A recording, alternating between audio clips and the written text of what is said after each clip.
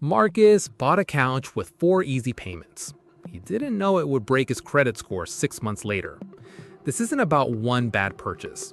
96 million Americans are doing exactly what Marcus did right now. They're splitting purchases into 4 payments. They call it convenience. Wall Street calls it something else. They call it phantom debt, and it's invisible until it isn't. By the end of this video, you'll know exactly how it collapses and how to make sure it's not your credit score on the line. Marcus is 31. He manages a hardware store outside of Columbus, Ohio. Good job, steady paycheck, nothing reckless about him. Last spring, his fridge died. He didn't have $900 sitting in savings, so he did what 91 million other Americans did that year. He clicked Pay in 4. $225 today, 3 more payments, no interest, easy. 2 weeks later, his car needed brakes, another Pay in 4. Then groceries got tight before payday. He didn't even think twice. His BNPL app made it feel like tapping a debit card. By August, Marcus had 5 active BNPL loans running at once.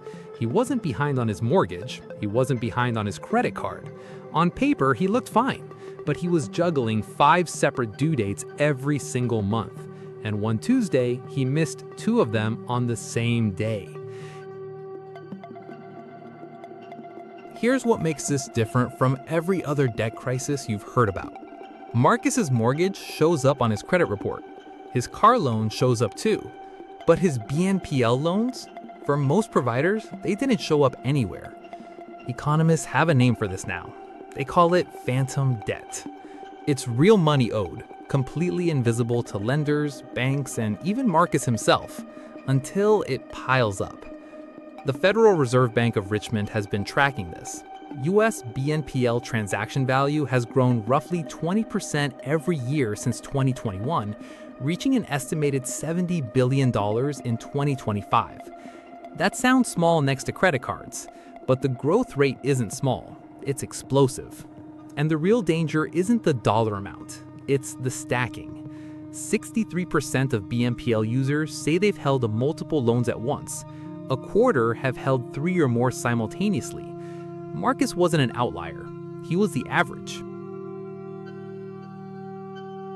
You've heard this story before. Before 2008, banks handed out mortgages to anyone who could fog a mirror. No income check, no real underwriting, just sign here. It felt fine until it didn't. BNPL is running the same playbook in miniature. No hard credit check for most loans, no real affordability review, just tap approve at checkout. A former fintech risk analyst put it bluntly. This is echoing what preceded the 2008 mortgage crisis, except for one key difference. It's invisible. Mortgages showed up on paper. Everyone could see the exposure building. BNPL doesn't. The Federal Reserve Bank of Richmond has warned that BNPL's biggest systemic risk isn't the debt itself, it's the spillover onto other consumer credit products. Here's the twist that should worry you most. People protect their BNPL payments first. Why? Because the amounts are small and easy to autopay. So while Marcus kept his 4 BNPL loans current, his credit cards started slipping. Someone can have a perfect record on 4 BNPL accounts while their credit card, car loan, and student loan all go delinquent behind the scenes. The bank doesn't know, the credit bureau doesn't know, not until it's too late. Let's look at what's actually happening to people like Marcus this year. Self-reported late payments have climbed to 47% of BNPL users in 2026, up from 41% last year and 34% the year before that. That's a 13-point jump in just 2 years, and it's not slowing down. Here's where it gets personal. 25% of BNPL users are now financing groceries with these loans, nearly double the rate from a year earlier. Groceries, something you eat and it's gone. You're paying interest-free installments for food you already finished. And 62% of users believe BNPL builds their credit.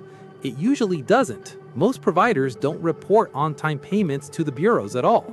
So people are making every payment on time thinking they're building a safety net. They're building nothing. But miss a payment? FICO now factors BNPL history directly into your credit score, meaning a missed installment can hurt you more than it used to. It's a trap with no upside and a real downside. Marcus found that out the hard way. Quick pause. If this is hitting close to home, you're not alone, and that's exactly why this channel exists. Hit subscribe so you catch the next breakdown before the next crisis becomes personal. Drop a comment. Have you ever stacked more than one pay in 4 loan at once? I read every one. Now, back to Marcus. That Tuesday, Marcus missed 2 payments on the same day. 2 different apps, 2 different late fees.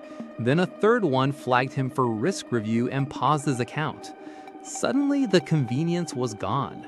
What replaced it was 5 separate companies calling, texting, and emailing about 5 separate small debts. Regulators are starting to notice this pattern nationwide. The UK has already begun requiring affordability checks on BNPL loans starting July 2026, expected to exclude up to 30% of current users. The US hasn't caught up yet. Right now, there's far less oversight here than on a credit card, which means the burden sits entirely on you to track it yourself. Marcus's fix wasn't complicated. He wrote down every single BNPL due date on one page. He stopped opening new loans until every existing one was closed. He moved grocery spending back to cash, even when it hurt that week. It took him 4 months to get current again. 4 months of tighter budgets to undo what took him 15 minutes to create a checkout. Here's the uncomfortable truth about this whole system. BNPL isn't inherently evil. Used once for one purchase paid off on schedule, it's genuinely harmless. The danger is what it enables. It removes the natural friction that used to make you think twice before spending money you don't have. Analysts are clear that this isn't a crisis yet. Delinquency and charge-offs aren't spiking, but the conditions are lining up. Phantom debt, stalled regulation, and pressure on household budgets that's already at multi-year highs. The mortgage crisis didn't start with one bad loan either. It started with millions of small, invisible ones, stacked quietly until the weight became impossible to ignore. If you've got even one active pay-in-4 loan right now, pause this video and check the due date. Write it down somewhere you'll actually see it.